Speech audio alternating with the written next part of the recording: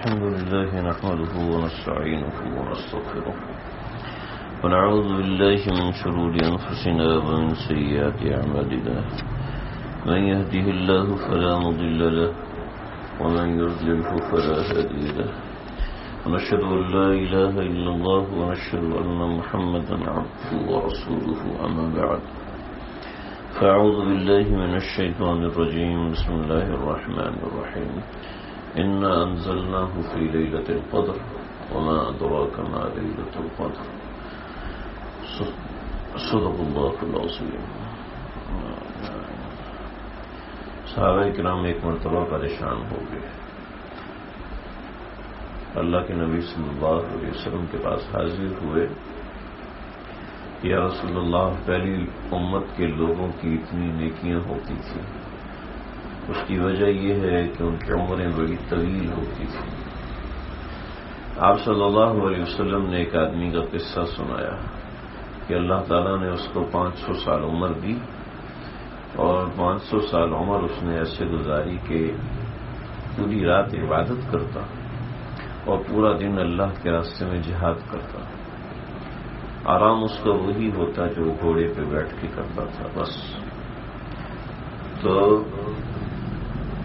یا رسول اللہ، ہم ایسے کیسے کریں گے کہ یہ لوگ تو اتنی بڑی بڑی عبادتیں کر کے اتنے بڑے بڑے مقام پہ پہنچ جائیں گے اللہ کے قرب میں، تو ہم آگے کیسے بڑھیں؟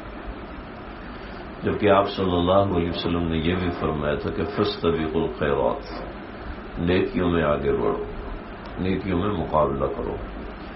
تو صحابہ کرام کا مزاج تھا اس زمانے کے اندر کہ نیکی میں مقابلہ کرتے تھے. کہ ایک نے رات میں اتنی دیر نوافل پڑھے تو دوسرا کہتا تھا میں اس سے زیادہ پڑھوں گا، تیسرا کہتا میں اس سے اچھا پڑھوں گا، چوتھا کہتا میں اس سے زیادہ تلاوت کروں گا. اور یہ ایک مقابلے کی فضا تھی. اور عبادات کے اندر انسان اگر مقابلے کی فضا پیدا کر لیتا ہے تو انسان کی عبادات میں اضافہ ہوتا ہے، برکتیں ہوتی ہیں. گھر کے اندر ماحول بن جائے، میاں بیوی آپس میں مقابلہ رکھ لیں. دیکھیں جی تہجد میں کون زیادہ نماز پڑھتا ہے، اپنے بچوں کے ساتھ مقابلہ رکھ لیا جائے، دیکھتے ہیں جی کہ کون زیادہ دیر تلاوت کرتا ہے، کون زیادہ پارے سپارے پڑھتا ہے. پچھلی دفعہ رمضان مبارک میں ایک خاندان کا مجھ سے تعلق تھا، تو ان کی بچیوں نے، بیٹیاں تھیں ان کی، تو ان کی 3 بیٹیوں نے آپس میں مقابلہ رکھا. ایک بیٹی نے پورے رمضان کے اندر 11 قرآن مجید ختم کی، ٹھیک ہے. دوسری بچی نے 9 قرآن مجید مکمل کی. ان کی والدہ نے خود غالباً 6-7 قرآن مجید مکمل کی. ایسے دین کے اندر مقابلے کی فضا پیدا کی. حالانکہ آپ کو بتایا کہ خواتین کچھ دن نہ تلاوت کر سکتی نہ روزہ رکھ سکتی، لیکن اس کے باوجود یہ معاملہ کیا. ایسے ہی کئی بچوں نے مقابلے کیے رمضان کے اندر. جب دیکھا کہ دوسرا جو ہے وہ آگے بڑھ رہا ہے تو وہ اعتکاف بیٹھ گیا. پھر اعتکاف بیٹھے ہوئے اس نے پورے اعتکاف کے اندر 8-9 قرآن مجید مکمل کی. تو جب اپنے اندر مقابلے کی فضا پیدا ہو جاتی ہے تو انسان آگے بڑھ جاتا ہے. انسان کے مزاج میں ہے کہ دوسرے کو تیز دیکھ کے خود بھی تیز ہو جاتا ہے، دوسرے کو سست دیکھ کر خود بھی سست ہو جاتا ہے. تو فاستبقوا الخیرات، نیکی کے معاملے میں مقابلہ کرو. چنانچہ وسارعوا الی مغفرۃ من ربکم، اپنے پروردگار کی طرف بڑھنے کے اندر تیزی دکھاؤ، مقابلہ کرو. تو اللہ کے راستے میں آگے بڑھنے کے لیے انسان اگر گھر کے اندر ہی مقابلے کی فضا پیدا کر لے، دفتر کے اندر اپنے ساتھیوں میں طے کر لے، دیکھو جی ہم سب اکٹھے رہتے ہیں، رمضان آ رہا ہے، شب برات آ رہی ہے، ہمیں اس میں مقابلہ رکھنا چاہیے. اگر کوئی 2 بندے بھی آپ کے ساتھ تیار ہو گئے تو یہ صدقہ جاریہ آپ کو پتہ نہیں کب تک جائے گا. اگر کوئی ایک بندہ بھی آپ کے ساتھ مقابلے کے لیے تیار ہو گیا تو اس کے اندر کافی بہتری آئے گی، آپ کے اپنے عمل میں بہتری آئے گی. ہمارے مدرسے میں طلبا ہوتے تھے، ہاسٹل میں رہتے تھے، تو آپس میں مقابلہ ہوتا تھا، دیکھو کون تکبیر اولیٰ میں، صف اول میں اور مسجد میں جلدی پہنچنے میں کون سبقت لے جاتا ہے. اور پھر اس میں ایسے مقابلے ہوتے تھے کہ صف اول کی نہ ملنے کی وجہ سے کئی طلبہ ایسے روتے تھے، ایسے پریشان ہوتے تھے، تو صحابہ کا زمانہ یاد آتا تھا. آج تو بس ہماری ریت ایک چلی ہوئی ہے کہ اچھا موبائل خریدنے میں مسابقت ہے، اچھی گاڑی خریدنے میں مسابقت ہے، اچھا گھر خریدنے میں مسابقت ہے. مسابقت سمجھ رہے نا، یعنی ایک دوسرے سے مقابلے بازی ہے. پیسے بنانے میں مسابقت ہے، اچھے کپڑے پہننے میں مسابقت ہے. حالانکہ مسابقت نیک اعمال میں ہونی چاہیے. جب بچپن سے بچوں کو یہ عادت پتہ چلے گی کہ امی ابو تو نماز میں مقابلہ کر رہے ہیں اور یہ جیت رہا اور ایسے ہو رہا ہے، تو خود بخود گھر کے اندر ایک اچھی فضا بنتی ہے، ایک مقابلے کی فضا بنتی ہے اور انسان آگے بڑھتا ہے. تو اپنے گھروں کو نمونہ اسلاف بنانا چاہیے، اپنے گھروں کو کفار کے طریقے کے مطابق نہیں چلانا چاہیے، بلکہ اپنے گھروں میں ایسا نظام نافذ کرنا چاہیے کہ جس سے اسلام کی خوشبو آئے. تو صحابہ کرام تو آپس میں مقابلے کرتے تھے. جب انہوں نے اس بندے کے بارے میں دیکھا کہ یہ بندہ تو 500 سال عبادت کر رہا ہے اور 500 سال روزے رکھ رہا ہے اور انہی 500 سال میں جہاد بھی کر رہا ہے اور ہم تو ایسے ہی پیچھے رہ گئے، تو آپ صلی اللہ علیہ وسلم نے صحابہ کو چند راتیں گنائی کہ ان راتوں میں جب عبادت کر لو گے. یہ روایت لیلۃ القدر کے بارے میں، شب برات کے بارے میں نہیں ہے، لیکن اکابرین نے برس کے اندر 4 راتیں ایسی بیان کی ہیں، بعض حضرت نے 5 راتیں، کہ یہ وہ 5 راتیں ہیں کہ جن کے اندر عبادت کرنا انسان کو اللہ کا خاص قرب عطا فرماتا ہے. اللہ کا قرب خاص انسان کو ان راتوں کے اندر ملتا ہے، ان کی فضیلت آئی ہے. اس کے اندر بعض روایات کمزور ہیں، لیکن بات یہ ہے کہ حدیث اور روایت جو کمزور ہوتی ہے نا، وہ اس وجہ سے ہوتی ہے، اس کو ذرا سمجھ لیں. کیونکہ ہم لوگ اصل میں ہم جو دین میں لگے ہوتے ہیں، ہم کو کوئی ایسا بندہ ملتا ہے جن کا ذہن بنایا گیا ہوتا ہے تو ہم کو فوراً گمراہ کر دیتا ہے. کیونکہ ہم علماء سے پوچھتے ہوئے ڈرتے ہیں اور سمجھنے کی کوشش بھی نہیں کرتے، اور اپنے پاس علم ہوتا نہیں ہے کہ انسان ذہنی طور پر تیار ہو تو انسان کو نقصان ہو جاتا ہے، شک اور شبہے میں پڑ جاتا ہے. جب کسی شخص کو نیک عمل میں شک ہونے لگتا ہے تو اس کا پھر نیک عمل کا جی نہیں چاہتا. اول تو شیطان نیک عمل کرنے نہیں دیتا، پھر جب اس نیک عمل میں شک پیدا ہو جاتا ہے تو اور انسان کمزور ہو جاتا ہے اس نیک عمل کو کرنے میں. دیکھیں، حدیث میں جو روایت ضعیف اور کمزور ہوتی ہے اس کی وجہ یہ ہوتی ہے کہ درمیان میں ایک بندہ آ جاتا ہے، ایک بندہ درمیان میں آ جاتا ہے جو کہ جس کا حافظہ کمزور ہوتا ہے. ٹھیک ہے، اب وہ بندہ کب آیا؟ وہ بندہ آیا 300 ہجری میں. 300 ہجری میں ایک بندہ آیا جس کا حافظہ کمزور ہے، جس کی وجہ سے امام بخاری نے کہہ دی کہ بھی اس کے اندر فلاں بندہ کمزور ہے، میں اس روایت کو نہیں لوں گا. لیکن اس سے پہلے اس کے اوپر حضرت عمر نے عمل کیا ہے، حضرت ابن مسعود نے بھی عمل کیا ہے، حضرت امام ابو حنیفہ نے بھی عمل کیا، سیدنا ابو بکر صدیق نے بھی عمل کیا، کئی کبار صحابہ نے عمل کیا، اما عائشہ صدیقہ نے عمل کیا ہے. تو حدیث کے اندر جو کمزوری آ رہی ہے نا وہ بعد میں آ رہی ہے، لیکن عمل لوگوں نے پہلے سے کیا ہوا ہے، تو اس کا معنی ہے کہ یہ عمل صحیح ہے. اب حدیث ہم تک پہنچی ہے اس واسطے سے، لیکن عمل ہم تک پہنچا ہوا ہے درجہ بدرجہ درجہ بدرجہ درجہ بدرجہ. چنانچہ شب برات کے بارے میں جو حدیثیں ہیں تو عام طور پہ ہمارے جو خشک قسم کے لوگ ہیں، جو آج کل فرقے بھی مشہور ہیں، میں اس کا نام نہیں لینا چاہتا، مناسب نہیں لگتا، بہت سے لوگ اس کو مانتے ہیں. تو وہ چونکہ مزاج ایسا خشک ہوتا ہے کہ وہ صحابہ کرام کو بھی نہیں چھوڑتے، صحابہ کرام تابعین طبع تابعین کو بھی نہیں چھوڑتے. وہ کہتے ہیں جو ہمیں قرآن سے پتہ چلا بس کافی ہے. تو ہم ان کی روش پر نہیں چلتے، ہم اپنے بڑوں کی روش پہ چلتے ہیں جو ہمارے بڑوں نے ہمیں سکھایا سمجھایا. چنانچہ حضرت عمر رضی اللہ عنہ شب برات کے اندر خاص قسم کی عبادت کیا کرتے تھے. ایک خاص دعا ہے ان سے منقول ہے، اے اللہ اگر آپ نے اس رات میں مجھے شقی لکھ دیا تو آپ مٹا دیجیے. دعا کا ترجمہ ہے، اگر آپ نے مجھے سعید اور نیک وقت لکھ دیا ہے تو اے اللہ اس کو قائم رکھیے.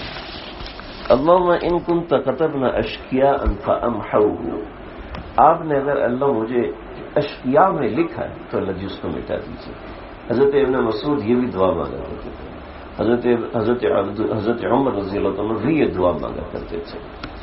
ایسے ہی چونکہ اس رات کی فضیلت بہت ہے، لوگ اس میں عبادت کرتے تھے، تو ایک کمزور روایت ایسی بھی آئی کہ اس رات میں ایسی نماز پڑھو جس میں 1000 مرتبہ سورہ اخلاص ہو. تو لوگوں نے اس کا غلط معنی لیا. غلط معنی لینے کے بعد 455 ہجری میں بیت المقدس کے اندر امام صاحب نے ایک نماز شروع کرائی. وہ نماز الفیہ کہلاتی تھی.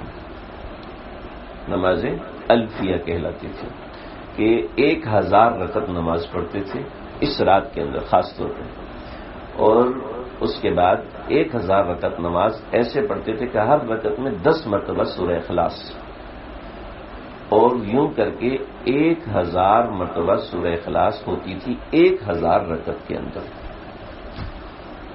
بعد میں علماء نے جب دیکھا کہ بھی یہ روایت بنتی جا رہی ہے اور بیت المقدس میں لوگوں نے چراغاں کرنا شروع کر دیا، اور حرمین شریفین میں بھی لوگ مطالبہ کر رہے تھے جب بیت المقدس کے اندر یہ نماز پڑھی جاتی ہے تو حرمین شریفین میں بھی پڑھی جاتی ہے، تو لوگوں نے اپنے طور پہ کرانا شروع کر دی.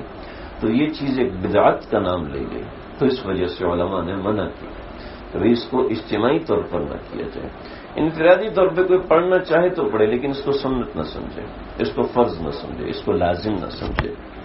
لیکن ہم یہ عمل نہیں کرنا، لیکن بتانے کا مقصد یہ ہے کہ اس نوعیت کے اعمال امت میں رہے. اس میں جس میں غلطی تھی علماء نے اس کو منع کیا. حالانکہ 400 برس تک یہ عبادت چلتی رہی، یعنی 800 ہجری میں علماء نے فتویٰ دیا، اس کو بدعت قرار دیا اور پھر اس کو بند کر دیا. اس کا معنی یہ ہے کہ اس رات کی کوئی نہ کوئی اہمیت ہے، کوئی نہ کوئی فضیلت اور مقام اور بڑا درجہ اس رات کا ہے. ایسا نہ ہو کہ ہم اس کو یہ سمجھنا شروع کر دیں کہ نہیں جی یہ بالکل 10 صحابہ کرام سے اس رات کی فضیلت مروی ہے. میں انشاءاللہ ان 10 صحابہ کرام کو وقتاً فوقتاً بیان کروں گا انشاءاللہ. یہاں پر نہیں، چونکہ وہ بات یاد نہیں رہتی تو تحریری طور پر میں انشاءاللہ جو لوگ رابطے میں رہتے ہیں میں انشاءاللہ ان سب کو بھیجوں. تو یہ رات بڑی فضیلت والی ہے، بڑی برکت والی ہے.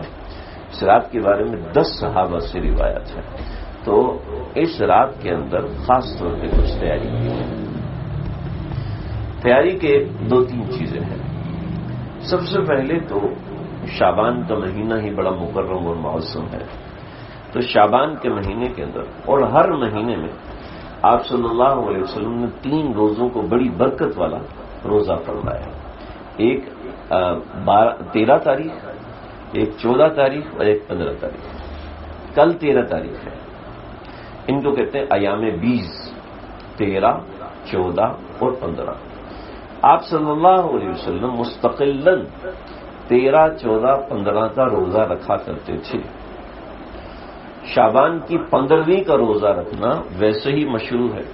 حضرت علی فرماتے ہیں کہ قوموا لیلھا وصوموا نہارھا وصوموا نہارھا یصوم یومھا. ابن ماجہ کی روایت کہ آپ صلی اللہ علیہ وسلم نے فرمایا کہ اس رات میں قیام کرو اور اس دن کا روزہ رکھو. رات میں قیام اور دن کا روزہ، اس کی آپ صلی اللہ علیہ وسلم نے ترغیب دی. سیدنا علی رضی اللہ عنہ کی روایت ہے. تو اب اس کی تیاری ایسے ہو سکتی ہے کہ ہم 13 شعبان کا روزہ رکھیں، پھر 14 شعبان کا روزہ رکھیں اور پھر 15 شعبان کا روزہ رکھیں. اور اس کے بعد کوشش کریں کہ آگے رمضان تک ہم روزے رکھنے کی ترتیب بنائیں. کبھی ایک دن چھوڑ کے ایک دن روزہ رکھ لیا کہ مزاج رمضان کے لیے تیار ہو جائے، ہماری رمضان میں جانے کے لیے تیاری ہو جائے. ہوتا یہ ہے ہم سب کا معاملہ اس طریقے سے ہوتا ہے کہ رمضان سے 2-4 دن پہلے ہوش آتا ہے کہ رمضان آ رہا ہے، چنانچہ ہم اپنے کچن کی تیاری کرنا شروع کر دیتے ہیں. دہی بڑے لے آتے ہیں، سموسوں کا سامان لے آتے ہیں، فروٹ زیادہ لے آتے ہیں، کھجور لے کے آ جاتے ہیں، پھر سحری کے لیے دہی کا کہنا شروع کر دیتے ہیں، دودھ کا انتظام کرتے ہیں، وغیرہ وغیرہ وغیرہ. تو یہ ہم ساری تیاری کرتے ہیں رمضان کے لیے. حالانکہ یہ تو صرف سحری افطاری کی تیاری ہے. رمضان کی تیاری یہ نہیں ہے کیونکہ رمضان کھانے کا مہینہ ہے. ہمارے اکابرین نے حضرت مولانا خلیل الرحمن سجاد مومنی صاحب میں نے بتایا بھی تھا، فرماتے ہیں کہ ہمارے ساتھ ہندو رہتے ہیں اور وہ ہندو یہ کہتے ہیں کہ اس کو لے کے جائیے اس کو، آپ ٹوپی پہن کے آ جائیں آپ اس کو پہنچاتے ہیں. تو ہندو یہ کہتے ہیں کہ مسلمانوں کے کھانے پینے کا مہینہ آ گیا. تو رمضان کو ہم نے صرف کھانے پینے کا مہینہ سمجھ لیا. ہم رمضان کی جیسے ہی رمضان آتا ہے تو ہمارے اندر ایک اسپرچولیٹی جاگ جاتی ہے، روحانیت جاگتی ہے، کیونکہ شیطان قید ہو چکا ہوتا ہے اور نفس نے روزہ رکھا ہوتا ہے، ایک فکر لگی ہوتی ہے ماشاءاللہ رمضان کے اندر. تو یکم رمضان سے لے کے 4 رمضان تک ہم خوب تلاوت کرتے ہیں، بہترین والی تلاوت کرتے ہیں، وقت نکالتے ہیں، مسجد میں وقت دیتے ہیں، تھوڑی دیر کے لیے بیٹھتے ہیں، اپنے آپ کو جگاتے ہیں. 5ویں دن ہماری بیٹری گرنا شروع ہوتی ہے، نیچے جاتے 10 رمضان تک بالکل سوکھ جاتے ہیں. اس کے بعد 10 دن ایسے ہی گزرتے ہیں افسوس میں اور ایسے. پھر آخری اشرا شروع ہوتا ہے اعتکاف کا.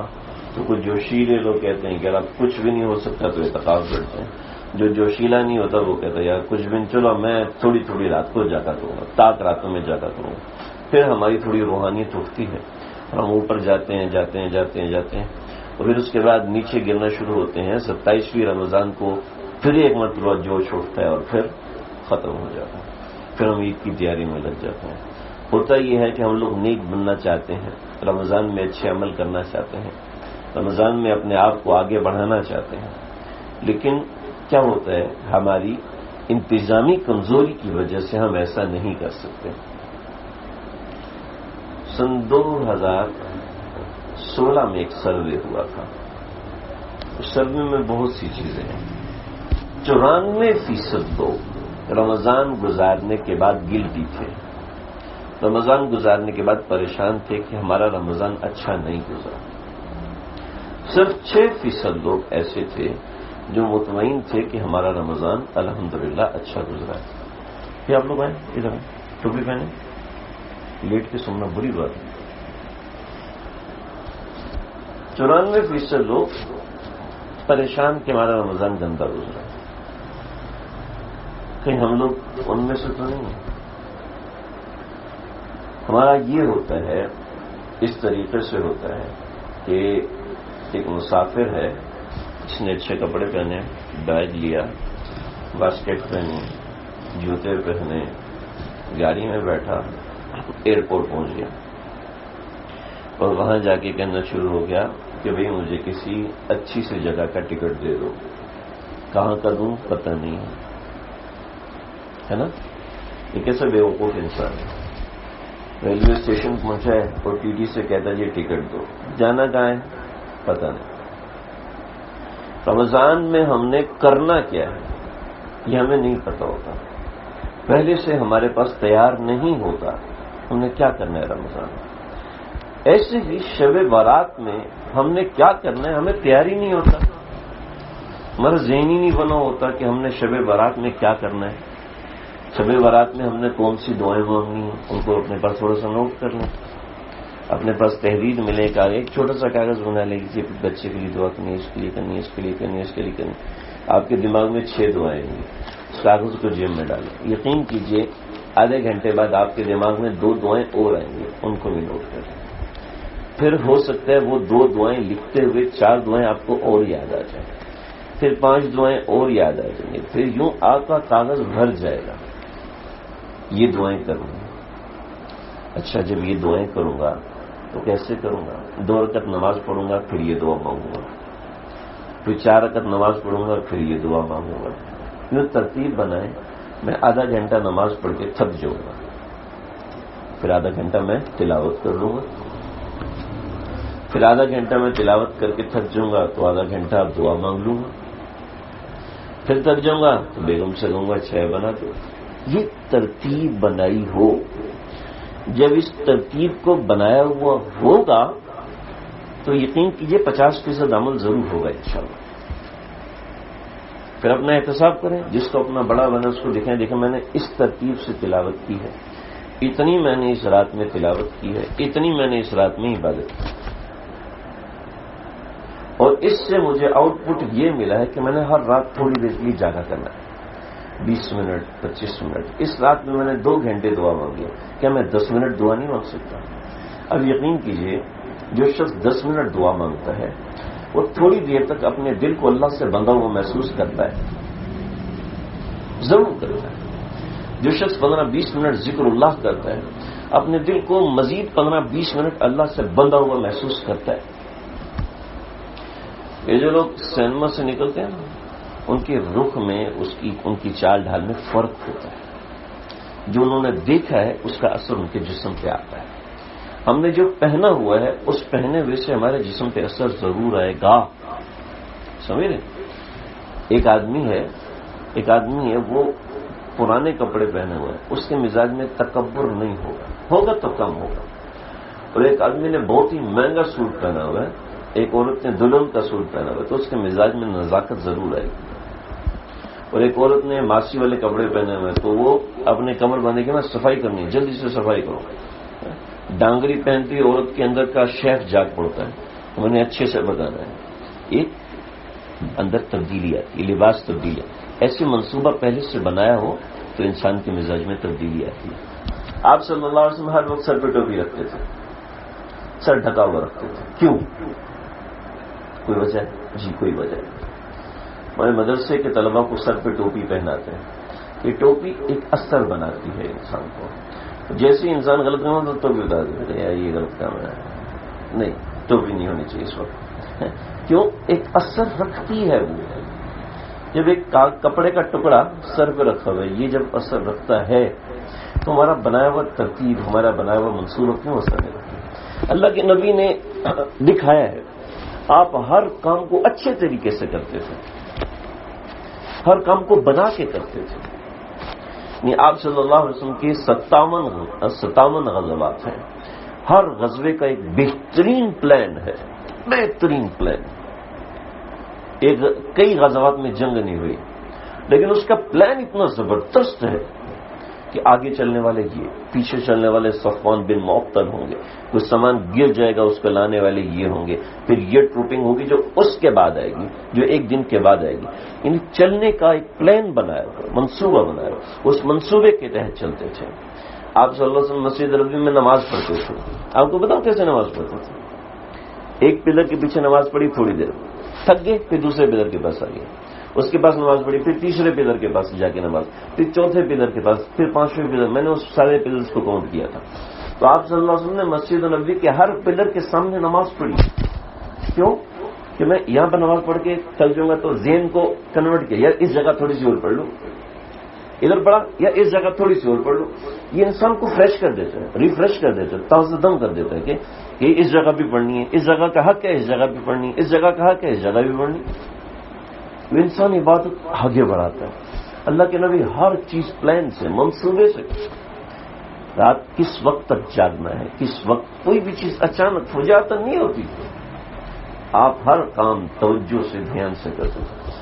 ہمارے کام اپنے ترتیب سے کریں۔ آج افسوس ہے انگریزوں نے یہ ترتیب اٹھائی ہوئی، ہم لوگوں نے اس ترتیب کو بھول گئے۔ کوئی بیان بھی کہتے ہیں مولوی صاحب مینجمنٹ پڑھا رہے ہو، عجیب مولوی صاحب تو قرآن حدیث سناتے ہیں، تو یہ قرآن و حدیث ہے۔ ہمارے آقا صلی اللہ علیہ وسلم ہر کام ترتیب سے کرتے تھے۔ سوال کس نے پوچھنا ہے، ہر ایک کو اجازت نہیں ہوتی تھی، کس نے پوچھنا ہے طریقہ کار بتائے، کس کو سلیقہ آتا ہے سوال پوچھنے کا یہ کرے گا۔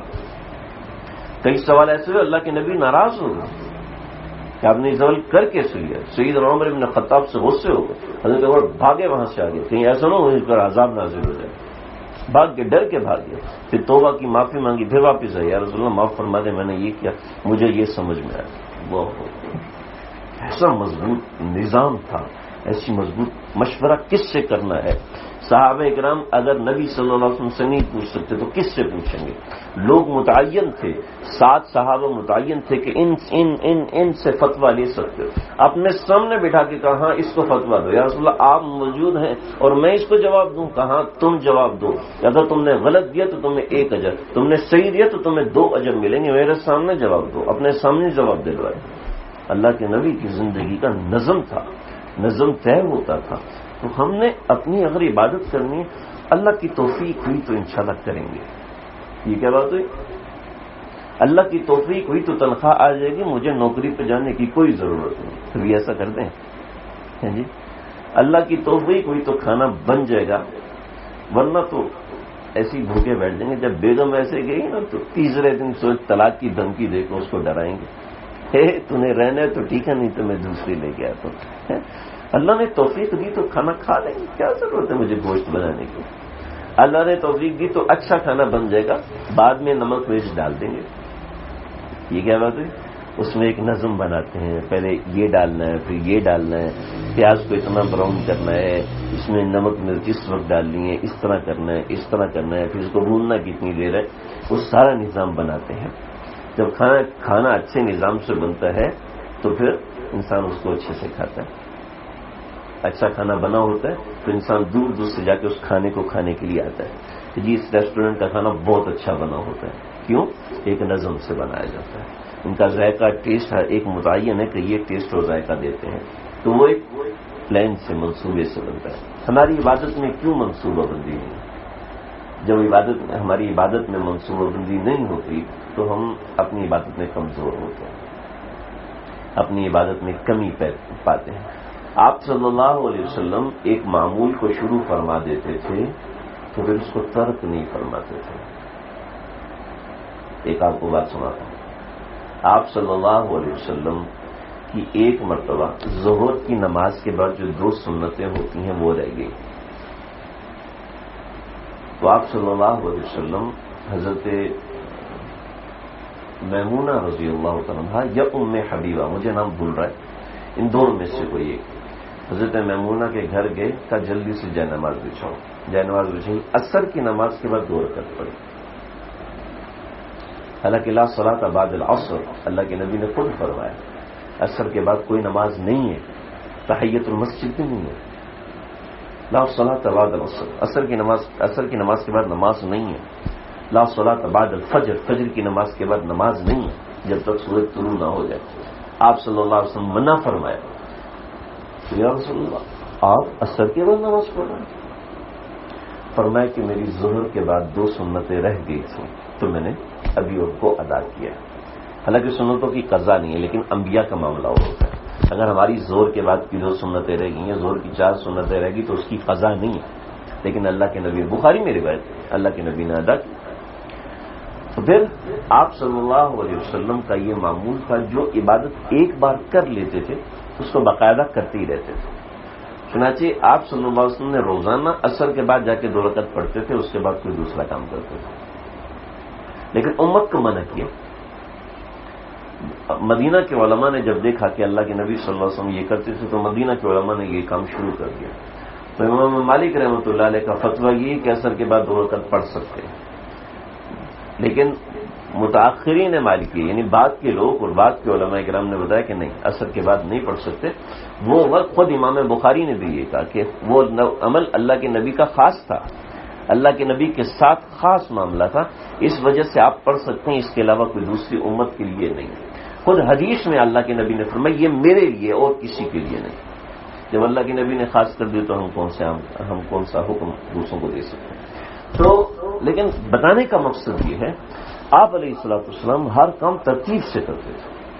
ہمارے کاموں میں نظم ہی نہیں، ہمارے کاموں میں ربط ہی نہیں ہے. تو جب یہ ربط اور نظم نہیں ہوتا تو عبادت میں بھی وہ ترتیب نہیں بن سکتی. تو اس رات کو ہم نے کیسے گزارنا ہے، اس رات کی بڑی فضیلت ہے. اس رات میں اللہ نے خاص منادی فرماتے ہیں، یعنی اعلان، منادی کا مطلب اعلان فرماتے ہیں کہ آؤ مجھ سے یہ دعائیں مانگو، میں دعا قبول کروں گا. ہر دعا اس رات میں اللہ آواز دیتے ہیں آسمان سے کہ جیسی یہ رات آتی ہے یعنی مغرب کے بعد، تو ستروی صاحب دامت برکاتہم نے لکھا ہے کہ مغرب کے بعد غسل کر لیا جائے، غسل کر کے اس رات کا خاص اہتمام کیا جائے. تو دیکھیں بھائی جو لوگ پورا دن کام پہ ہوں گے، محنت کریں گے، جیسے کل 13 ہے، پرسوں 14 ہے، یعنی پیر کی رات، پیر کا دن گزارنے کے بعد جو رات آئے گی، اور منگل کے دن 15 شعبان ہے تو 15 تاریخ کا روزہ، 13 تاریخ کا روزہ، 14 تاریخ کا روزہ، یہ کل سے 3 دن شروع ہو رہے ہیں.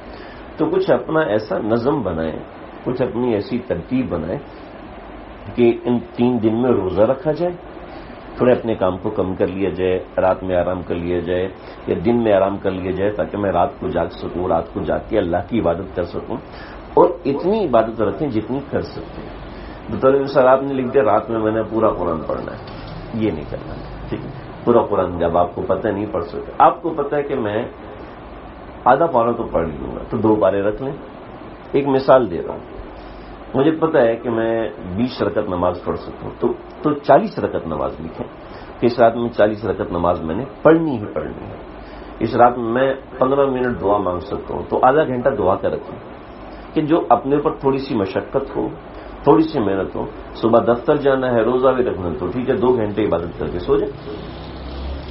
اللہ رب العزت اس رات کے اندر پہلے آسمان پہ تشریف لے آتے ہیں، اور پہلے آسمان پہ تشریف لانے کے بعد اللہ رب العزت منادی کرتے ہیں، الا من مسترزقین، کوئی ہے جو اس سے روزی مانگے، فارزقہ، میں اس کو روزی دوں گا. الا مستغفر، کوئی ایسا ہے جو مجھ سے معافی مانگے، اس کو معاف کر دوں. الا مبتلا، کوئی ایسا ہے جو کسی مصیبت میں ہے، فاعافیہ، تاکہ میں اس کو مصیبت سے نجات دوں، مجھ سے مانگو. جب اللہ خود کہہ رہے ہیں کہ مجھ سے مانگو، جی بچے سے کہو کہ بیٹا میرے پاس تیرے لیے چاکلیٹ ہے، مانگو تو میں دوں گا، یوں اوپر لٹکا لیتے ہیں، بچہ پکڑتا ہے، تھوڑا سا اوپر کر لیتے ہیں، بچہ پکڑتا ہے، بچہ چھلانگ لگاتا ہے. تو یہ کس لیے کر رہے ہیں؟ اوپر کس لیے دینا چاہتے ہیں، تھوڑا سا کھیل رہے ہیں بچے کے، اس سے دل لگی کر رہے ہیں، اس میں جستجو پیدا کر رہے ہیں.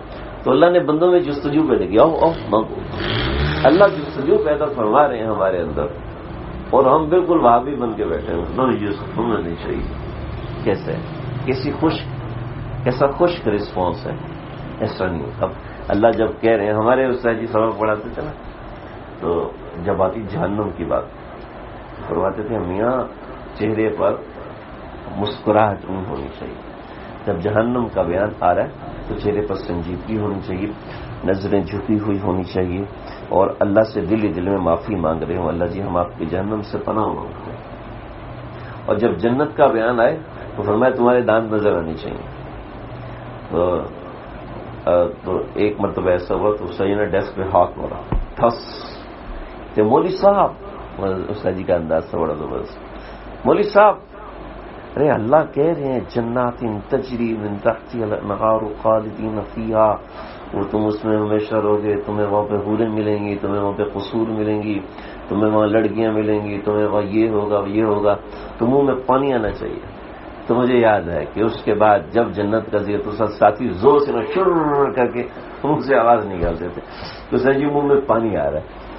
تو جب اللہ لالچ دے رہے ہیں تو بندے کو منہ سوند کے سو جانا چاہیے، اب یہ رہنے دو. نہیں جی، بندے کو اٹھا کے مانگنا چاہیے، اللہ جی جو میرے حق میں بہتر ہے آج دے دے، جو میرے حق میں بہتر نہیں ہے بہتر بنا کے دے دے، میری زندگی میں اضافہ فرمائے، میری فلاں فلاں فلاں فلاں ان سب چیزوں میں. تو اللہ تعالیٰ سے مانگنا چاہیے. تو جی اس رات میں کوشش کرنی ہے، اس رات میں رمضان کی تیاری کی کوشش کرنی ہے، اس رات میں جاگنے کی کوشش کرنی ہے. اپنے اعمال کو پہلے سے بنائیں، نوٹ کریں کہ اس رات میں نے کیا کرنا ہے. اپنے بچوں کے ساتھ ترتیب بنائیں، اپنے گھر والوں کے ساتھ ترتیب بنائیں، دعاؤں کی خاص ترتیب بنائیں، خاص دعائیں قبول ہوتی ہیں. اور ایک بات یاد رکھنا، آپ کا اعتقاد ہے نا کہ اللہ میری دعا قبول کریں گے، تو یقین کریں اتنی جلدی ہوگی.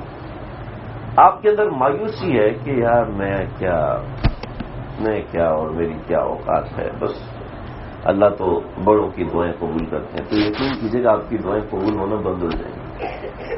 آپ کی اپنی مایوسی کی وجہ سے. حضرت عیسیٰ علیہ السلام نے اللہ سے پوچھا, اللہ جی آپ کو کس بندے پہ سب سے زیادہ غصہ آتا ہے؟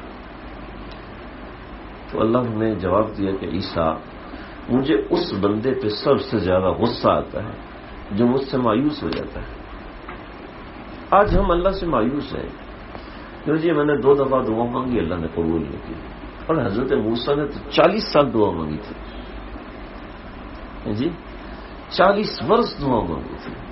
حضرت نوح علیہ السلام نے 900 برس دعا مانگی تھی. ہماری مسجد میں آج رنگ ہو رہا تھا, تو رنگ ہونے کے درمیان وہ جو رنگ والا ہے عصر کے وقت اس کو تھوڑی سی شرم آئی تو وہ چلا گیا, لیکن مغرب کا وقت اس کو کس نے کہا تھا جلدی سے پورا کرنا ہے, تو اس نے مستی نہیں, اس کو چھوڑ دو. بچہ ہے نا بڑی تسلی سے بیٹھا ہوا, مجھے حیرت ہو رہی ہے کہ اتنے شریف بچے آج کل کے ہوتے نہیں ہیں. ہمارے پاس سیمپل موجود ہیں جن کے اندر فیکٹری فٹڈ اسپرنگ لگے ہوئے ہیں, تو ماشاءاللہ بہت اچھا بچہ ہے. تو اب اس نے مغرب کی نماز ہو رہی ہے اور مغرب کی اذان نماز کے دوران لگا ہوا ہے. میں نے نماز کے بعد میں نے کہا یار یہ تو اچھی بات نہیں ہوئی ہے, لیکن اذان اور اقامت دعوت تامہ مکمل دعوت ہے, اس کے بعد آپ دعوت نہیں دے سکتے. لہٰذا ہم اسپیکر پہ بھی آپ یہ کام بند کر کے نماز پڑھیں, ہم نہیں کہہ سکتے. لیکن ہم کتنے جری ہو چکے ہیں, ہم کیسے جری ہو چکے ہیں کہ اذان تو ہوئی نماز نہیں پڑھی, لیکن نماز سامنے کھڑی ہے پھر بھی نماز نہیں پڑھی. میں نے اس شخص کے لیے اپنے دل میں جتنا درد محسوس کیا اور اس سے بات کرنے کی کوشش کی, سمجھانے کی, سلام کیا تو اس نے سلام کا جواب ہی نہیں دیا کہ یہ مجھے ڈانٹیں گے اور ایسا کریں گے ویسا کریں گے. خیر ہم کیا کرنا, اپنی زبان میں لے کر آئے تھوڑا سا. لیکن میں نے جو اس کے لیے ایک پریشانی اپنے اندر محسوس کی, میں نے کہا یہ تو کچھ بھی نہیں ہے جو حضرت نوح علیہ السلام نے لوگوں کے لیے, یہ تو پھر بھی مسلمان ہے. میں دیکھ رہا ہوں کہ اس کی وجہ سے اس کی اللہ کے ہاں پٹائی ہوگی. حضرت نوح تو اللہ کے پیغمبر ہیں اور آقا صلی اللہ علیہ وسلم نے کتنا بڑا پیغام پہنچایا. آقا صلی اللہ علیہ وسلم کے دل میں ان کے لیے کتنا درد ہوگا جو ان کے سامنے ہوں گے. لیکن اس کے ساتھ یہ سوچ کر مجھے مزہ آ گیا, انشاءاللہ آپ کو بھی مزہ آئے گا. اللہ کے نبی کے دل میں میرے اور آپ کے لیے درد نہیں ہوگا, کیوں جی ہوگا کہ نہیں ہوگا؟ ارے ایسا ہوگا جو میری ماں کے دل میں میرے لیے نہیں ہے, قسم خدا کی ایسا نہیں ہوگا. جو میری ماں کے دل میں ہے اس سے بڑھ کر اللہ کے نبی کے دل میں میرے لیے ہے. اس سے بڑھ کر جو میرے باپ کے دل میں درد ہے اللہ کے نبی کے دل میں میرے لیے ہے. یقین کرنا, یقین کرنا. اور قسم کھاؤں تو میں خانش نہیں, یعنی قسم کھاؤں تو وہ قسم نہیں ٹوٹ سکتی. اللہ کے نبی کے دل میں کئی گنا درد ہے جو ایک ماں باپ کے دل میں اپنی اولاد کے لیے ہوتا ہے. جب ان تک میرے اعمال پہنچتے ہوں گے تو کیا دل پہ گزرتی ہوگی. ہمارے اعمال اللہ کے نبی کے پاس جاتے ہیں. فلاں خالد صاحب, ابو بکر صاحب, زید صاحب, حمزہ صاحب, کیا کیا اس نے یہ کیا, اس نے یہ کیا, اس نے یہ کیا, اس نے یہ. ہمارے اعمال پہنچتے تو اللہ کے نبی کے دل میں کیسا درد اٹھتا ہوگا. تو وہی اپنے اعمال کی ایک ترتیب بنائیں, اپنے دل کو جگائیں اللہ کے سامنے. اس کے لیے سب جاگنا چاہتے ہیں, سب عبادت کرنا چاہتے ہیں. ہر مسلمان کوئی کتنا گنہگار ہے اس کے دل میں ہے, لیکن جو انتظامی امور کی وجہ سے انسان کو حالات خراب ہوتے ہیں تو انسان اس کی وجہ سے اپنے قابو میں نہیں رہتا, اپنی نیت میں تجدید نہیں کرتا. تجدید مطلب اپنی نیت کو ریفریش نہیں کر سکتا, نیت کو تازہ نہیں کر پاتا. اس وجہ سے ایسے ہوتا ہے. اس وقت تو دل میں جذبہ ہے, داعیہ ہے کہ جی مجھے کرنا ہے, مجھے عبادت کرنی ہے, لیکن جب ایک انتظام کاغذ پہ لکھا ہوا نہیں آتا تو اس میں برکت بھی پیدا نہیں ہوتی. ان اللہ لا ينظر الى صورکم واعمالکم ولکن ينظر الى قلوبکم. اللہ تمہاری شکلوں کو نہیں دیکھتے, اللہ تمہارے عملوں کو نہیں دیکھتے, اللہ تمہارے دل میں کیا ہے اس کو دیکھتے ہیں. یہ دل میں اس کو کاغذ پہ لے کے آئے کہ دیکھو میں نے یہ کرنا ہے, اور کسی کو سپروائز بنائے, بیوی اپنے شوہر کو دکھائے, شوہر اپنے گھر والوں کو دکھائے، اپنے ابا کو دکھائے، اپنے اماں کو دکھائے، یہ شیخ کو دکھائیں یا استاد کو دکھائیں کہ جس سے سمجھتے سیکھتے ہیں کہ بھئی یہ میں نے اس دفعہ یہ اعمال کیے ہیں کہ جن کی اپنی ترتیب ہو، جو خود بھی نہ کرتے ہیں آپ عمل کرنے کے بعد کہ تجھے کیا ضرورت ہے یہ سب کرنے کی، وہ کسی مولویوں کی باتوں میں آیا ہوا، مولویوں کی باتوں میں کیا نا، اصل تو بندہ مولا کی باتوں میں، مولوی کی بات میں تھوڑی آتا۔ اللہ، بشر حافی کے زمانے میں ایک شخص تھا جس کی 16 آدمیوں کی ایک جماعت تھی، تو ایک علاقے میں وہ پہنچا تو کہنے لگا یار یہ اس علاقے میں تو چوری کرنا ممکن نہیں ہے، کیا کریں؟ کہنے لگا ایسا کرتے ہیں شیخ بن جاتا ہوں، تم 15 بندے میرے مرید اور میں تمہارا شیخ، اور تم میرے بارے میں نا علاقے میں مشہور کر دینا یہ بڑے پہنچے ہوئے بزرگ ہیں، یہ پہنچے ہوئے بزرگ ہیں، یہ پہنچے ہوئے، جب میں یہ حق کروں تو تم گر جانا، اور مجھے پتہ ہے کہ کس طریقے سے کرنا ہے تو تم اس طریقے سے کرنا شروع کر دینا۔ مہینہ 2 مہینہ گزرا تو مشہور ہو گئے، مشہور ہونے کے بعد ان کے پاس رجوع ہوا، رجوع سے لوگوں کو فائدہ ہوا، فائدہ ایسا ہوا کہ اس کے جو 15-16 ساتھی تھے یہ بھی بدل گئے، اور دوسرے لوگ کئی حضرات کی زندگی میں انقلاب آ گئے۔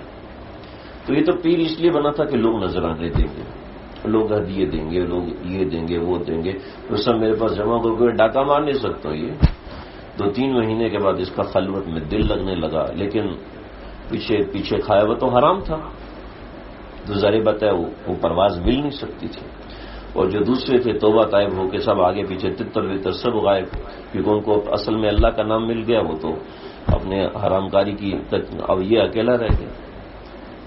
2-3 برس گزرے، مولانا رومی رحمۃ اللہ علیہ نے حکایت لکھی، اللہ، تو چند علماء آئے،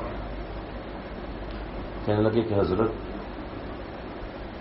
ہم نے مراقبہ کیا ہے، ہمارے یہ ساتھی ہے، ان کا اللہ نے مقام 7ویں آسمان تک پہنچا ہے، اس کا مقام بھی، اس کا مقام ملأ اعلیٰ تک ہے، لیکن حضرت ہم نے بہت کوشش کی، مراقبے کیے، لیکن آپ کی سیر کہاں تک ہے؟ 3 قسم کی سیر، سیر اللہ، سیر فی اللہ، سیر من اللہ، 3 قسم کی سیر ہوتی ہے، اس کو کبھی بتاؤں گا انشاءاللہ۔ تو ہم نے دیکھا کہ آپ کا مقام اس میں کہیں بھی نہیں، آپ کہاں ہیں، آپ کتنا اونچا جا چکے ہیں ہمیں نہیں پتا، حضرت آپ بتائیں ہم اس مقام تک کیسے پہنچے جس مقام تک آپ ہیں، پتہ نہیں قرب الہی اور معیت الہی میں آپ کہاں تک پہنچے، آپ ذرا ہمیں بتائیں۔ تو اس وقت نیچے گرے اور رو رو رو رو پوری داڑھی آنسوں سے تر، میں نے حضرت کیا ہوا؟ کہ قسم اللہ کی میں ایک ڈاکو ہوں،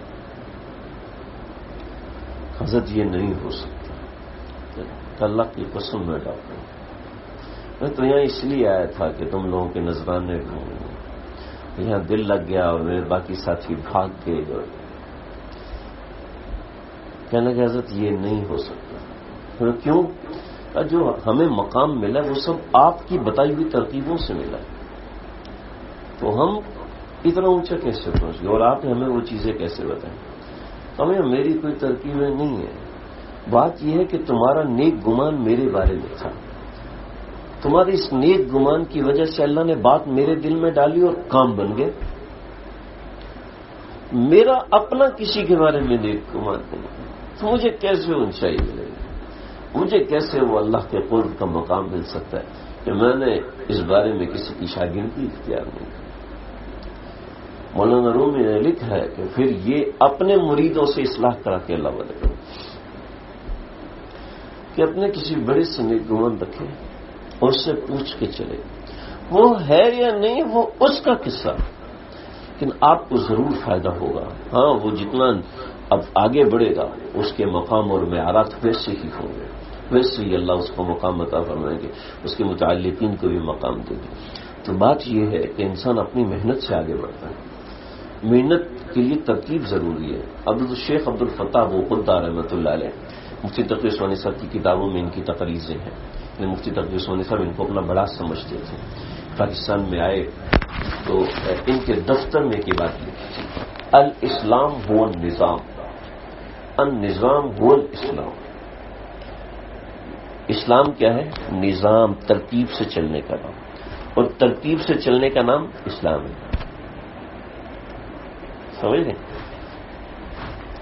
میرے سے تعلق اور رابطے میں خاتون ہیں، تو ان کو میں نے ذمہ دار بنایا تھا. انہوں نے کہا کہ میں نے کہا یہ خاتون ہے، میں اتنی لمبی بات نہیں کر سکتا، آپ ان سے رابطہ کیجیے. تو رابطہ کیا، کہنے میں نے اتنا کیا، یہ کیا، وہ کیا، فلانا ڈھیواں کا یہ. تو انہوں نے کہا دیکھو مجھے ایک بڑی زبردست بات کہ دیکھو مجھے نا اپنے دائیں اور بائیں، آگے اور پیچھے جو جگہ ہے نا چاروں طرف، ان سب کی ایک ایک تصویر بنا کے بھیجو. فوراً انہوں نے تصویر بنا کے بھیجی کہ یہ تمہارے گھر کی ترتیب ہے. کچرا مچا ہوا ہے، ہر طرف گندگی پھیلی ہوئی ہے، اور تم شکوے کر رہی ہو اپنے شوہر کے. تم شکوے کر رہی ہو میرا شوہر گندا، میرا ایسا ویسا. تمہارے اپنے مزاج میں نظم ہی نہیں ہے. تم شوہر کو کیسے خوش رکھ سکتی ہو؟ آپ کے مزاج کا نظم ہو کہ شوہر آتا ہے تو بیوی دروازے پر آئے، اس کا استقبال کرے، اس سے مسکرا کے سلام کرے. اگر اس کو پریشان دیکھے تو اس سے پوچھے کہ بھی کیا حال ہے، کیا پریشانی ہے، خیریت ہے. شوہر آگے اور بیوی کو پتہ ہی نہیں ہے شوہر صاحب گھر میں آئے ہیں، 2 گھنٹے سے اس کو پانی دینا ہے، اس کو چائے دینی ہے، اس کو ٹھنڈا دینا ہے، اس کا خیال کرنا ہے، اس کو کہنا ہے کہ آج تھک گئے ہیں، خیریت ہے، بیگ مجھے دے دیں، ہاتھ پاؤں دبا دوں. گھر میں داخل ہوتی ٹماٹر کیوں نہیں لے کے آئے؟ آپ کے لیے تو میں نے کدو بنایا، آپ اسی قابل، آپ کو یہی ملنا چاہیے. تو ظاہر بات ہے جب نظام میں مزاج میں یہ چیز ہوگی تو شوہر آپ کو کیسے خوش رکھے گا؟ مزاج میں ایک ترتیب ہو. بس ہم نے صبح منہ اٹھایا، اٹھ گئے اور جو منہ کے سامنے ہے اس کو بول دیے یہ ہمارا نظم ہے. یہ مسلمان نہیں ہوتا، مسلمان ایسا نہیں ہوتا. اللہ کے نبی نے فرمایا المؤمن یأکل من میاء واحد والفاسق یأکل من 7 میاء والکافر یأکل 7 او کما قال حدیث. اس طرح میں تھوڑا الٹا بول دیا. کافر 7 آنت میں کھاتا ہے اور مسلمان 1 آنت میں کھاتا ہے. کیا مطلب؟ کافر بے ڈھنگے طریقے سے کھاتا ہے، ادھر سے بھی رہے، ادھر سے بھی رہے، ادھر سے بھی. مسلمان ڈھنگ سے کھاتا ہے، مسلمان کو کھانے کا طریقہ آتا ہے. اور آج کل کیا ہے، مسلمانوں کو کھانے کا طریقہ، کافروں کو کھانے کا طریقہ آتا ہے. وہ کھانا کھاتے ہیں ان کے ہاتھ صاف ستھرے ہوتے ہیں. مسلمان کھانا کھاتا ہے یہاں سے تیل نکل رہا ہے، کپڑے بھی خراب، اور ادھر بھی اوپر سامنے کوئی چیز رکھی ہو، طریقے سے سلیقے سے انسان کھائے کہ کپڑے میلے نہ ہوں، کپڑے خراب نہ ہو. اللہ کے نبی نے کھانے کے لیے بیٹھنے کا طریقہ بتایا کہ کس طریقے سے آپ کو بیٹھنا، وغیرہ وغیرہ وغیرہ. نہیں، ہر چیز سکھائی ہے اللہ کے نبی نے. ہمارے آقا نے ہمیں ایک ایک چیز سکھائی. دسترخوان اٹھو، کیا دعا پڑھو. یہ رات کو نیند میں اٹھ جاؤ، ڈر لگ گیا، خواب الٹا سا آ گیا، کیا دعا پڑھنی وہ بھی سکھایا. اچھا خواب نہیں ہے، ویسے آنکھ کھلی، اللہ کے نبی نے دعا سکھائی، اس وقت یہ دعا مانگ لیا. تہجد میں اٹھنا ہے، کون سی دعائیں، کون سی آیات پڑھنی ہے وہ بھی سکھایا. ارے ایک ایک چیز تو ہمارے نبی نے ہمیں سکھائی. تو اس رات کو گزارنا ہے، کس نظم سے گزارنا ہے، کس ترتیب سے. میں نہیں کہتا پوری رات عبادت کرو، کوئی ضرورت نہیں کرو عبادت. کوئی کر سکتا ہے تو بالکل کرے. میں یہ کہ ضرورت کا مطلب ضروری نہیں ہے، میرے منہ سے نہیں، کوئی ضرورت نہیں. ضرورت تو ہے ہماری، اللہ مجھے معاف فرمائے، استغفر اللہ. ضرورت ہے ہماری، نہیں تو ضروری نہیں ہے کہ پوری رات آپ جاگیں. 1 گھنٹہ عبادت کر لیں، یکسوئی کے ساتھ کر لیں، اس کے بعد سو جائیں. ہاں اس کے بعد گپے مارنی گپے مارے. مطلب یہ کہ کچھ تبدیلی لے کر آئیں اس رات میں. نہیں، اس رات کی فضیلت اللہ کو دکھائیں کہ اللہ جی ہم نے اس رات کی فضیلت کو قبول کیا اور اس دن کی فضیلت کو اختیار کریں. کوشش کر کے کل سے روزہ رکھیں. اللہ مجھے آپ ہم سب کو سمجھنے کے عمل کرنے کی توفیق عطا فرمائے. وآخر دعوانا الحمدللہ. حدیث سنانی تھی، حدیث آپ سن، ترجمہ سن لیجیے. حضرت عائشہ صدیقہ رضی اللہ عنہ نے فرمایا کہ اللہ کے نبی نے فرمایا نصف شعبان کی رات کو اتدرین ما فی هذه اللیلہ، کہ اس رات میں کیا ہوتا ہے. تو کہنے لگی یا رسول اللہ آپ بتا دیجیے. تو فرمایا ان یکتب کل مولود بنی آدم، بنی آدم کے ہر پیدا ہونے والے بچے کا نام لکھا جاتا ہے، ہر مرنے والے کا نام اس رات میں لکھا جاتا ہے. اس رات میں اعمال اوپر اٹھائے جاتے ہیں اللہ کے پاس. اس رات میں بندوں کی روزی لکھی جاتی ہے. جب ہماری روزی لکھی جا رہی ہے تو ہم اس روزی کو بڑھوا سکتے ہیں. بس حدیث میں آتا ہے کہ لا یرد القدر الا الدعاء، اس حدیث کی روح سے. پھر دوسری روایت حضرت ابو موسیٰ اشعری سے کہ اللہ رب العزت اس رات کو پہلے آسمان پر ان اللہ لا یطلع فی اللیلۃ النصف من شعبان اللہ اس رات میں پہلے آسمان پہ آ جاتے ہیں اور سب کو بخش دیتے ہیں. مشرک کو مشاہن کو نہیں بخشتے، یعنی مشرک کو نہیں بخشتے اور شرابی کو نہیں بخشتے اور کینہ رکھنے والے کو نہیں بخشتے. اس طریقے سے وہ لوگ. اور پھر آگے حضرت علی نے فرمایا اذا کانت لیلۃ نصف من شعبان، جب نصف شعبان کی رات آئے تو کیا کرو، قوموا لیلہا، رات کو قیام کرو، وصوموا یومہا، دن کا قیام، دن میں روزہ رکھو، کیونکہ اللہ رب العزت غروب شمس کے ساتھ یہ آسمان دنیا میں آتے ہیں. فیقول، اور کہتے ہیں الا من مستغفر فاغفر له، کوئی ایسا ہے جو مجھ سے معافی مانگے میں اس کو معاف کر دوں. الا مسترزق، کوئی ہے جو مجھ سے روزی مانگے میں اس کو روزی دوں. تو اس طریقے سے یہ 3 روایتیں ہیں، باقی 7 روایات اور ہیں.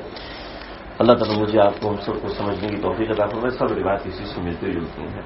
اللہ تعالیٰ ہمارے دل میں اتارتے عمل کرنے والا بنائے. بسم اللہ الرحمن الرحیم، الحمد للہ رب العالمین، والصلاة والسلام علی سید الانبیاء والمرسلین. اللهم ربنا تقبل منا انك انت السميع العليم وتب علينا انك انت التواب الرحيم. افرغ علينا صبرا وثبت اقدامنا وانصرني وانصرنا على القوم الكافرين. اللہ جی جو کہا ہے سنا ہے، کہنے والا بھی محتاج ہے، سننے والے بھی محتاج ہیں. اللہ ہم سب کے دل میں اتار دیجیے، اللہ ہم سب کے دل میں اتار دیجیے. ہمیں ان ایام کی اس رات کی قدر کرنے والا بنائیے. شعبان شعب سے ہے، یعنی چھوٹی چھوٹی ٹہنیاں نیکیوں کی جمع کرنا شروع کرو، رمضان میں جا کے وہ درخت بنے گا. اللہ ہمیں اس مہینے میں نیکیاں اختیار کرنے والا بنائیے، گناہوں سے حفاظت کرنے والا بنائیے، گناہوں سے اپنے آپ کو بچانے والا بنائیے. اے اللہ وقت مختصر ہے، مانگنا نہیں آتا، جو ہمارے حق میں بہتر ہے اللہ وہ سب عطا فرما دیجیے. جو حق ہمارے حق میں بہتر نہیں ہے اللہ اس سے ہم سب کو بچا لیجیے. جو خیریں اللہ کے نبی نے مانگی ہیں ان تمام خیروں میں ہمارا حصہ عطا فرمائیے. جن چیزوں سے پناہ مانگی ہے اللہ ان سب سے پناہ عطا فرمائیے. آپ خالق ہیں، آپ مالک ہیں، آپ رازق ہیں، آپ رزاق ہیں، اور ذو القوت المتین ہیں. ہماری روزی میں برکتیں عطا فرمائیے، ہماری روزی میں اضافہ مع البرکہ عطا فرمائیے، اللہ اضافہ بھی عطا فرمائیے، برکتیں بھی عطا فرمائیے. ہماری عمر میں خیر لکھ دیجیے، ہماری عمر میں خیر و برکتیں لکھ دیجیے. ہماری عمر کو اپنے لیے قربان کرنے والا بنا دیجیے. اللہ ہمارے گناہوں کو معاف فرما دے. جن لوگوں نے دعاؤں کا کہا ہے اللہ ان سب کی حاجات کو پورا فرمائیے. جو کہنا چاہتے تھے نہیں کہہ سکے، جو امید وابستہ رکھتے ہیں، جنہوں نے پیغام بھیجا نہیں ملا، اللہ ان سب کی بجلی بنا دیجیے، ان سب کو اپنے پیار کے قابل بنا دیجیے. ہمارے آصف بھائی کو نرین صالح اولاد کی دولت سے نواز دیجیے. اللہ ہمارے نعمان بھائی کے بیٹے عبداللہ کو، حسن کو، کے والدین کو صحت کلی عطا فرمائیے. ہمارے خالد بھائی ڈاکٹر خالد صاحب، خالد محسن بھائی، اے اللہ ان سب کے جملہ مقاصد حسنہ فیض اپنے فضل و عنایت سے پورے فرمائیے. اللهم ربنا تقبل منا انك انت السميع العليم وتب علينا انك انت التواب الرحيم. وصلى الله تعالى على خليلك محمد وآله وصحبه اجمعين. اسپیکر بند کر دیں، اسپیکر بند.